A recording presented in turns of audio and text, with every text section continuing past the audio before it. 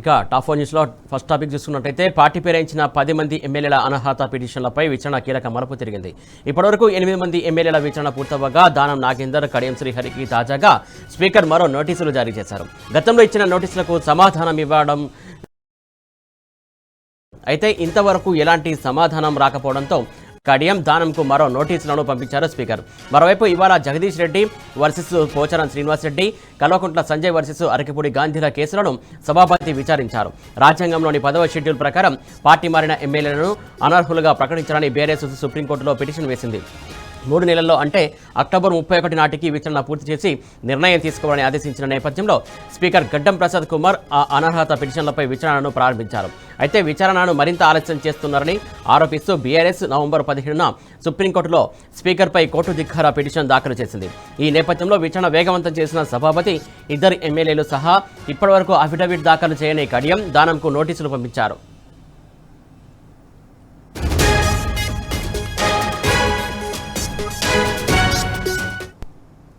దీనికి సంబంధించి తాజా అప్డేట్స్ అందించండి మా కరెస్పాండెంట్ ప్రదీప్ సిద్ధంగా ఉన్నాడు. ప్రదీప్ చెప్పండి.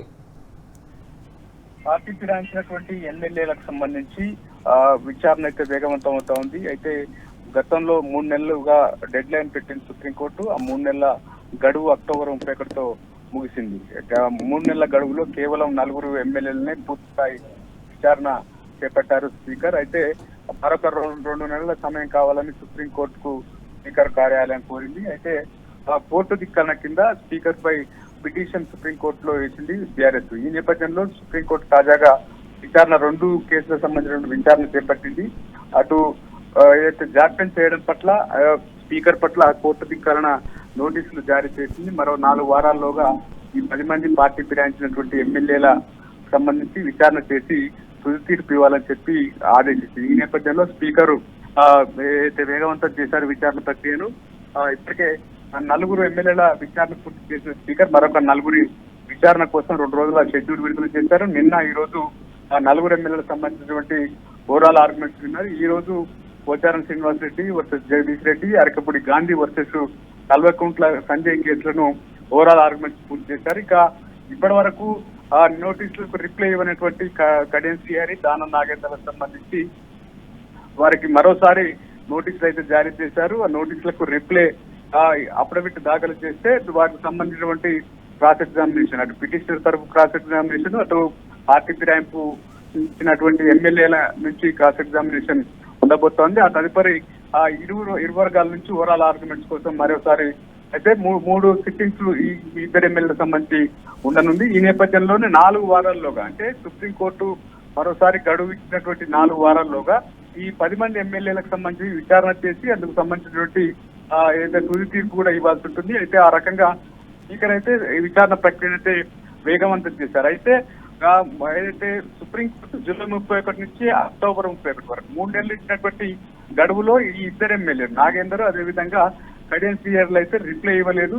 ఈ నేపథ్యంలో సుప్రీంకోర్టు ఏ రకంగా చూస్తుంది, ఇప్పటి వరకు కనీసం రిప్లై ఇవ్వని ఎమ్మెల్యేలకు సంబంధించి ఏ రకంగా ఉంటుంది అనేది తర్వాత జరిగేటువంటి విచారణలో అయితే తేలండి. అయితే ఇప్పుడు ఉన్నటువంటి ఏదైతే 2 ఎమ్మెల్యేలు అఫిడవిట్ దాఖలు చేస్తే వారికి క్రాస్ ఎగ్జామినేషన్ సంబంధించి షెడ్యూల్ మరొకసారి విడుదల చేయనున్నారు. ప్రదీప్, ముఖ్యంగా 2 ఎమ్మెల్యేలు ఇప్పటివరకు అయితే ఎలాంటి స్పందించలేదు. ఇప్పుడు కూడా స్పందిస్తారా? స్పందించకపోతే ఏం జరగనుంది? అంటే బహుశా వాళ్ళు అఫిడవిట్లు దాఖలు చేసేందుకు వారు ప్రిపేర్ అవుతున్నట్టుగా మన సమాచారం అంతా ఉంది. ఈ అఫిడవిట్లు దాఖలు చేసిన తర్వాత క్రాస్ ఎగ్జామినేషన్ కు స్పీకర్ నోటీసులు ఇవ్వనున్నారు, షెడ్యూల్ ఇవ్వనున్నారు.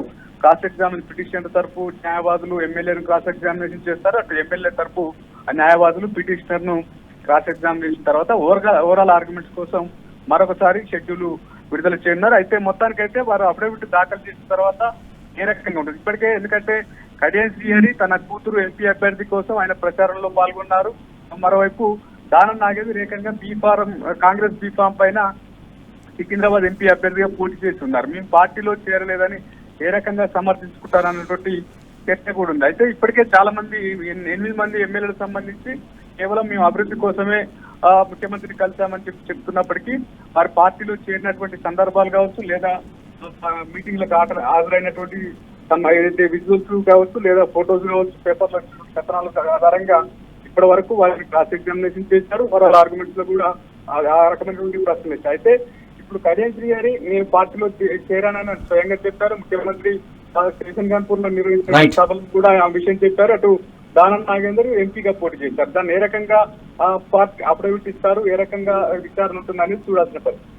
Right, thank you Pradeep.